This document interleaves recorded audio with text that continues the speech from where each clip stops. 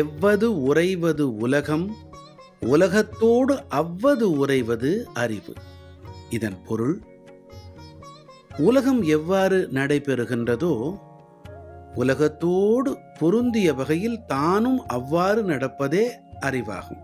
யத்யதாசரதி ஸ்ரேஷ்டஸ்தத்வதேவேதரோ ஜனஹ சயத் பிரமாணங் குருதே லோகஸ்ததனுவர்த்ததே. மேலோர் எதனை செய்கின்றனரோ அதையே மற்ற மனிதர்கள் பின்பற்றுகின்றனர்.